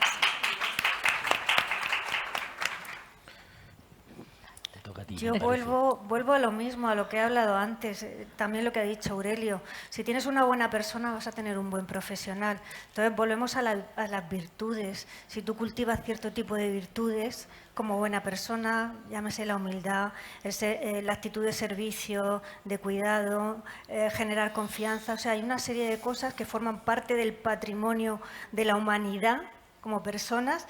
Y si tú eso lo tienes incluido prácticamente en tu código genético, vas a ser una buena persona y, por ende, un buen profesional sin ninguna duda. Entonces, yo creo que se trata de eso. Y luego te tiene que gustar lo que haces, tiene que haber vocación, que eso es otra historia. Gracias. Pues yo que sí, por añadir, que es lo bueno que hace siempre el último, ¿no? Que ya el resto lo ha afinado todo. Desde mi experiencia profesional creo que falta siempre la cuarta dimensión, esa de saber quiénes somos respecto al resto. El profesional excelente para mí no existe, es el que aspira siempre. Es un proceso continuo en gerundio, o sea, no, porque tenemos la tentación de tener un modelo que siempre es bueno, pero que yo cuando se lo comento también a los estudiantes le digo, no existe la meta final, existen metas volantes. O sea, tu carrera profesional, los que somos profesionales sanitarios somos, no solamente tenemos el título, es que somos gente que intenta ayudar a otra gente con problemas, como antes ha dicho Aurelio. Por lo tanto, yo creo que es un proceso siempre de mejora continua, con mucho riesgo, que a veces nos descuidamos nosotros solos, porque está esa parte de autoexigencia que a veces nos pedimos mucho más como profesionales de lo que como personas somos a veces capaces de dar.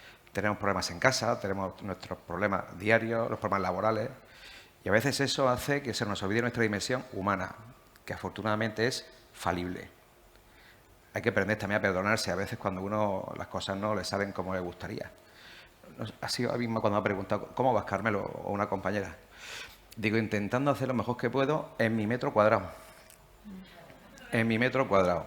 ¿Por qué? Porque, pues eso, uno al final con los años va aprendiendo que no es cuestión de que el resto te vea, sino que uno intenta, por todos los medios, a su conciencia moral, dar respuesta todos los días. Que es decir, estoy intentando hacer lo mejor que puedo, lo mejor que sé y manteniendo el tipo. Que es eso de saber hacer, saber estar, saber ser.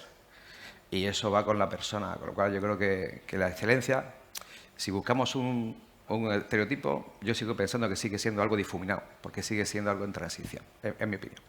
Gracias.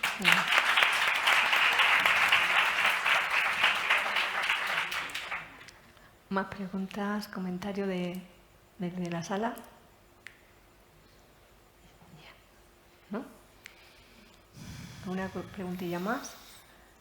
Pues, bueno, como nos quedan 10 minutos, yo sí voy a aprovechar, porque sabéis que los que me conocéis que hablo así por los codos, así que no voy a perder yo la oportunidad un poco de preguntar. A raíz de un poco de lo que estamos hablando de la excelencia, aunque con cada uno de los compañeros habíamos hablado un poco de temas diferentes, ya cuando llevas muchos años de carrera profesional, yo una cuestión que sí me planteo, y no sé si Consuelo cuando he hecho su pregunta iba por ahí, una cosa es nosotros estamos en un foro bioético donde aspiramos a una excelencia, que como muy bien dice Carmelo, cada uno le pondrá una forma, la difuminará o tendrá su referencia, ¿no? Y demás, pero yo me pregunto, en el sistema donde trabajamos, en nuestra propia sociedad, ¿tienen claro qué tipo de profesional excelente quieren? Porque yo no sé si vosotros no tenéis la idea de que la pandemia puso en marcha muchísimas cosas. Yo pensaba que después pondríamos espacios de diálogo de todas las cosas que pasaron y que yo creo que cada uno de nosotros la vivió de una forma distinta. Pero realmente nuestra sociedad quiere o aborda ahí como nosotros como profesionales quiénes tenemos que ser, o eso nos está haciendo que estemos dando bolas nosotros también. Es decir, porque cuando empezó la actividad científico-técnica a dar una explosión, claramente las facultades la cogieron. y las especialidades están en marcha y cada uno desde el robot Da Vinci último, que, bueno, a lo mejor ya estoy anticuada, que debe de haber una nueva generación. Sin embargo, la parte primera que hace siglos que empezó, la parte de las habilidades no técnicas y relacionales, que muy bien decía Aurelio, que ahí tenemos claro, por un lado, ni somos ni potentes, somos personas y como tal tenemos que saber que tenemos límites. Pero mi pregunta sigue siendo, ¿esas habilidades relacionales las hemos desarrollado tanto como profesionales sanitarios, que todos tenemos claro que la tenemos que hacer y además multidisciplinar, o esas las tenemos ahí un poquito cogidas y que cada uno desarrolla aquella que quiere? Es decir, yo tenía unas habilidades para hablar con mi vecina de al lado y con esas mismas me sirven para hablar con mis pacientes y con los más complejos y con mis compañeros en una situación de estrés, como se pueden plantear en las urgencias, o como se pueden plantear en unas situaciones de vulnerables sociales importantísimos, o en el ambiente del final de la vida y demás. Yo quería preguntar un poco hacia vosotros y sobre todo a la gente que está ahí, porque sociedad somos todos, ciudadanos somos todos. ¿Qué visión queremos nosotros del propio profesional sanitario? Porque si no lo pedimos, cada uno va a ir a donde quiera. Las facultades están cogiendo su rumbo, que no veo yo gran diferencia de cuando me formé, si os digo la verdad, aunque empieza a haber cada vez más sensibilidad y demás. Pero no, yo analizo lo que me dieron de bioética y lo que se da ahora y qué habilidades de inteligencia emocional se dan y las que se dieron, y de aquel de inteligencia de memoria que me hicieron, que lo suspendí, porque mi memoria es cero, a la actual no tengo muy claro. Hemos cambiado de la herramienta, eso sí, del papel, hemos pasado al digital, pero en realidad lo que estamos haciendo es lo mismo, o al menos en mi perspectiva, y perdón por el comentario. Bueno, sé cómo lo veis vosotros. Pues yo, por ejemplo, yo estoy convencido, lo he dicho en muchos foros y lo sigo diciendo. Los que nos dedicamos a esto, da igual que sean médico, enfermera, fisioterapeuta, tenemos obligación de ser humanistas. Esto no es una disciplina, esto no es una cuestión técnica. El necesario la parte técnica, es que si no, es la forma es una forma de ayudar. Pero si esa fuese la única forma de ayudar, ahí ven los robots. Entonces no somos robots, somos, como decía Aurelio, persona con persona. Y el que tiene asimilado, que no tengo muy claro que todo el mundo tenga asimilado, que debemos de ser humanistas, debe de volver a la esencia de persona y persona.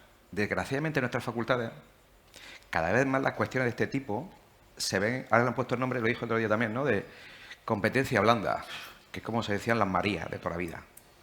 Bioética, ¿de acuerdo? Todo eso ahora es como algo... Bueno, a ver que hablar de bioética yo me lo quito de encima, ¿no? ¿Pero qué me estás contando? Si es sobre lo que se va a basar tu relación luego con el paciente. Si fuese, o sea, si no fuese así como, en mi opinión, la pandemia es que nos enseñó que de algunas universidades se habían formado personas que desarrollaron protocolos para excluir a ancianos de puertas de urgencia de UCI por ser ancianos. No sé si me explico. De las mismas que yo, de las mismas que otro compañero. Por tanto, la habilidad técnica no te habilita para la habilidad humanista. Por eso yo creo que deberíamos, entre los que estamos, sobre todo las nuevas generaciones, animarlas mucho a ese debate de tipo humanista. Hemos nombrado a Sócrates, ahí me encanta Kant, lo siento por lo de la EBAU, lo tengo todavía reciente, pero hay gente que eso lo ve como un peñazo, cuando creo que no nos damos cuenta que se basa, todo lo que hacemos todos los días se basa en eso, ¿no?, en ese pensamiento. Yo creo que hace mucha falta, pero que desgraciadamente todo el mundo no es consciente, si no, no habrían los problemas que hay todos los días. Muchas gracias. Carmelo, ¿algún comentario? Bueno, yo es que creo que un profesional excelente depende a quien se lo pregunte. Si se lo pregunte a la administración, es un señor que ve 500 pacientes en una semana, receta muy poquito, pide muy pocas pruebas complementarias y no le dan ninguna queja en el servicio de atención al paciente. Ese sería Entonces, ese profesional ideal realmente es un profesional que se construye cada día y que tiene que construirse en conjunto. Tiene que ser la suma de las expectativas defraudadas a los pacientes y la suma de las expectativas generadas y de los intentos de corregir esas zonas de fracaso asistencial desde el punto de vista humano y profesional que presentan los profesionales. De la conjunción de esos dos elementos se desarrollará un espacio para saber qué son los profesionales que queremos en el futuro. Yo soy muy escéptico de que de los poderes públicos pueda surgir, es decir, de los planes de estudio y demás, pueda surgir esa idea, ese retrato robot ideal de un buen profesional. Creo que es algo que se tiene que construir entre los pacientes y los profesionales, y eso requiere puntos de encuentro y requiere tiempo para comunicar y reflexionar. Puntos de encuentro no tenemos porque en las consultas va uno como va, y tiempo para reflexionar, pues eso ya, como diría Rudyard Kipling, eso es otra historia, porque en la actual no. Muchas gracias.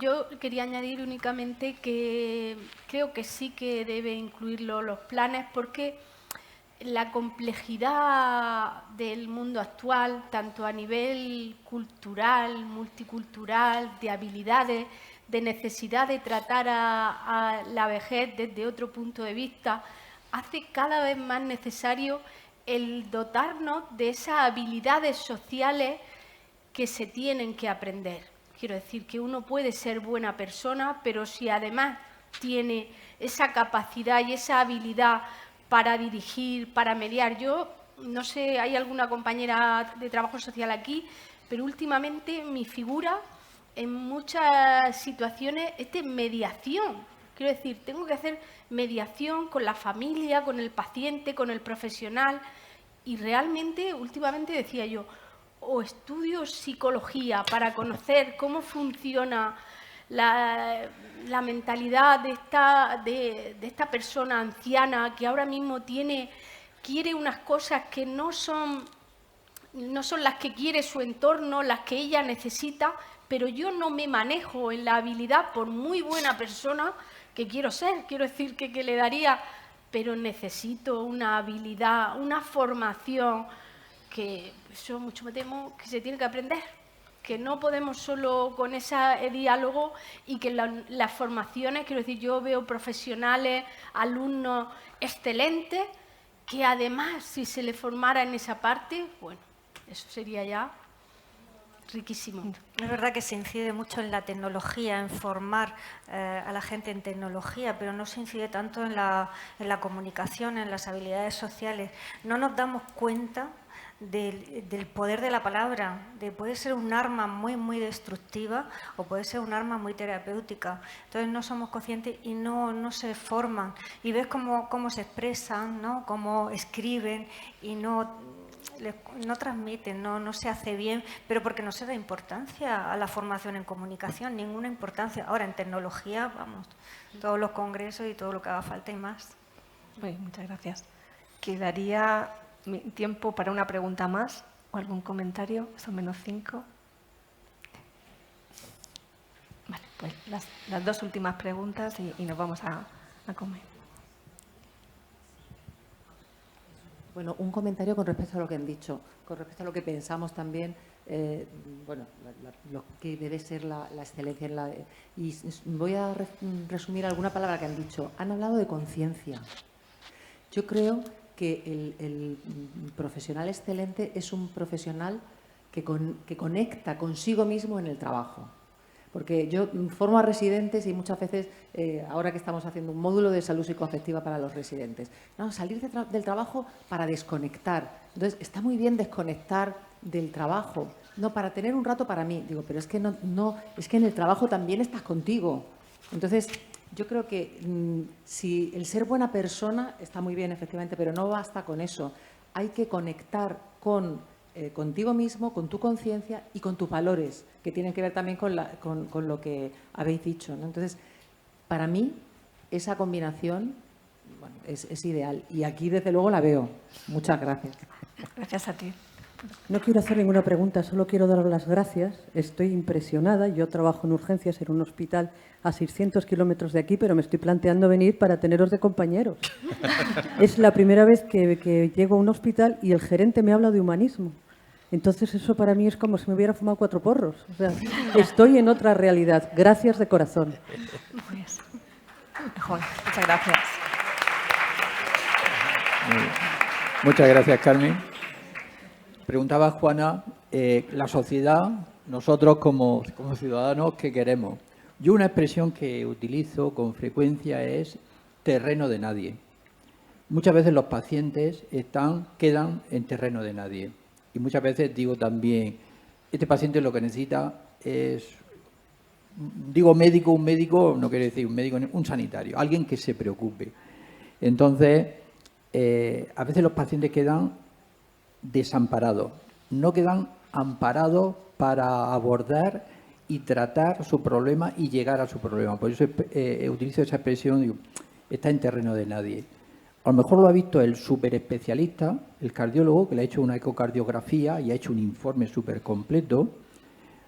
Tal vez lo haya visto otro especialista por otro motivo, pero al final el paciente puede que tenga que venir a la puerta de urgencia, lo atiende Carmen en la puerta de urgencia, porque tiene un problema que no se ha abordado, se prescribe un tratamiento pues con doble antiagregante para un infarto de miocardio y resulta que a las 2 semanas lo recibe Carmen con un infarto de nuevo porque el paciente se ha dejado la medicación porque vale 80 o 90 euros y él lo ha dejado, pues si en vez de 2, es que te lo dicen. Pues yo digo, por lo mismo con uno es suficiente. Tal vez se ha hecho un superinforme, se ha copiar y pegar el informe de la ecocardiografía, el informe de múltiples especialistas, pero nadie se ha sentado con ese paciente, con su familia, a explicarle, como yo le digo a los alumnos, coges un taburete, te sientas, se lo explicas, se lo comentas y luego le dices, ¿hay algo que no haya transmitido yo con claridad? No le preguntas, ¿hay algo que no habéis entendido? A lo mejor es que no me he explicado bien, ¿no? Pues el profesional excelente probablemente debería ir en esa línea y la esperanza y la expectativa que dice Carmelo siempre tienes otra meta volante por delante, ¿no? Pues yo creo que no tenemos, creo yo, la sensación, la mayoría, de que eso se haga. El paciente está ingresado 10 días, se va con un informe súper completo, 3 o 4 hojas que probablemente el médico de familia no se las va a leer, va a ir al tratamiento, las recetas que tiene que hacer, el tratamiento dice, después me lo leo, a no ser que lo reciba un médico que efectivamente se sienta y le dedica y le habla, porque muchas veces el paciente dice, es que me han hecho esto, pero yo no lo sé. O sea, lo que no deberíamos dar lugar a esa expresión de este paciente está en terreno de nadie. Esa sería. Muchas gracias, Juan. La última palabra, ya que me la ha pedido Rosario, y con ella cierro después la mesa. Yo quería plantear en ese encuentro sociedad profesionales o pacientes profesionales qué lugar tienen las instituciones. Porque ahora, al presentar este caso tan concreto, Juan, pues resulta que yo me he dado cuenta de que cuando un paciente se va de alta del hospital, mi enfermera recibe una hoja de cuidados de enfermería, pero yo no me entero de que ese paciente ha salido de alta. Entonces, si por cualquier cosa la enfermera es otra, porque al final me entero porque mi enfermera es mi enfermera, que es mía, igual que mis pacientes, que me los he conseguido yo, ¿verdad? Pues si mi enfermera, por lo que sea, no está, yo no sé ni que ese paciente ha salido del hospital. Y luego he sufrido como paciente que los informes de alta me los dé un administrativo, con lo cual la oportunidad de preguntar las dudas, o sea que la institución, el sistema, tendrá también algo que hacer. Desde vuestro punto de vista, ¿qué cosas tendría que hacer la institución? Pues cumplir con sus obligaciones de garantizar que los procedimientos se cumplen, hay tiempo, condiciones y profesionales suficientes para explicarlo. Es decir, es que no hay otra. Es decir, podemos decir que podemos tener un sistema de alerta que cuando ingrese en un hospital salte una alerta al médico de familia. Todo eso podría estar muy bien y desde el punto de vista técnico podría solucionarse. Pero es mucho más fácil y más sencillo es que quien da el alta, quien firma el alta, que es el profesional médico, supongo yo que tendría al menos 5 o 10 minutos para acercarse al paciente y decirle, mire, te voy a dar el alta, aquí tiene el informe. Si hay alguna cosa que no entiendas, si quieres te lo explico, porque desde luego no es un buen procedimiento el que el informe de alta lo dé el administrativo. Es decir, desde el punto de vista de lo que sería el flujo de documentación, el informe de alta no lo debe dar el administrativo, porque el administrativo no puede dar explicaciones acerca de un documento que no ha confeccionado. No, si este lo da en un sobre cerrado. Ya, no, pero digo que Claro. Entonces, el tema es que quizás sería bueno que nos planteáramos si los flujos de comunicación que tenemos interprofesionales cumplen con eso de que el paciente es el centro. Pero es que yo creo que ese flujo está mal diseñado. Es decir, yo no sé en qué hospital o en qué sitio da la administrativa el sobre cerrado al paciente, porque lo normal es que cuando se deben hacer auditorías de flujo documental, que es otra cosa que se nos olvida, que cada 2 o 3 años hacer una auditoría de cómo funciona el tema del flujo de la información documental, no digo ya de la otra información, pero eso es muy fácil de realizarlo, para saber cómo, porque si no sabemos en qué nos equivocamos y qué cosas hacemos mal, no las vamos a corregir en la vida. Y debemos saber que precisamente un servicio público requiere una mejora continua y la mejora continua depende de identificar los puntos que pueden ser modificables para beneficiar el proceso. Porque aquí eso también se olvida, pero eso es lo que tienen que hacer las administraciones. Aparte de otras muchas cosas, pero en fin. Que tenemos margen de mejora. Sí, no hay mucho margen de mejora. Yo tengo claro que al final la institución se ha alejado de lo que realmente es la institución. Una institución antropológicamente se define por un conjunto de personas que se reúnen con unos fines concretos, con una norma muy concreta. Por tanto, una institución somos todos los sanitarios que estamos aquí. El problema es cuando hay una estructura que se pensó para regular a esa institución y con los años se ha ido alejando tanto de los que estamos todos los días, que no sé si os pasa a vosotros, pero para que te arreglen un formulario y te quiten una pestaña y te pongan otra, bueno, es más fácil que te den un préstamo que eso. No sé si me explico. Cuando algo tan tonto como eso pasa eso, en lo gordo, es cuando la gente al final sabe qué pasa, que nos desesperamos. Y cuando uno se desespera de dar contra la pared continuamente, empezamos a hacer lo que creo que no deberíamos hacer, que es haciendo todo como mejor podemos entre nosotros. Y empezamos a, perdóname la expresión, pero chapuceamos, ¿no? Es decir, pues te hago la llamada, oye, que escucha Rosario, que como te conozco a ti a nivel personal, que escucha Rosario, que ya tengo este paciente de alta, porque lo sé. Así no puede ser, así no puede ser. Hemos perdido canales de comunicación. Esto lo resumo mucho y con esto termino. Cuando en una guerra hay más generales que soldados, tenemos un problema. ¿Me explico? Y cada vez hay más generales y menos soldados. Entonces, claro, esto creo que hay que repensarlo bastante, porque el mundo que nos viene, o sea, ya estamos en ese mundo, no es precisamente súper juvenil y súper promoción de todo. Es decir, va a hacer mucha falta estar muy coordinado y plantear muy bien los recursos. Si no, se nos va esto de las manos. Más todavía, claro. Muy bien, yo ya no puedo dar más palabras, que si no, obviamente la comida nos mata, pero un poco por resumir, entre comillas, diría que como profesionales tenemos que estar en un ciclo continuo de mejora, y yo creo que lo más importante que es ese ciclo de continuo de mejora, no nos olvidemos de las personas. Las personas incluyen personas a las cuales atendemos, nos solicitan a nuestra ayuda por necesidades que tienen, que no nos olvidemos que también nosotros somos personas y que dentro de ese mismo ciclo de mejora continua estemos, y que en cada procedimiento que realicemos, que cada uno de nosotros sabemos dónde estamos en nuestra labor asistencial, tengamos en cuenta a las personas, a pesar de que en algún momento alguien de la institución intente poner alguna traba. Y, por supuesto, que nuestra historia clínica, nuestro sistema de registro que nos hemos dado para tenerlo en cuenta, tenga en cuenta la labor de todos los profesionales, donde, por supuesto, el trabajador social está muy presente. Yo creo que ya somos conscientes de su labor, y que además ese registro es el que nos va a asegurar la continuidad asistencial de esa persona a lo largo de toda su vida, desde que es concebida o quiere ser concebida, porque habría que ver dónde empezamos, hasta que finaliza su vida y ella decide que además qué se hace con sus órganos, con su cuerpo y dónde quiere finalizar.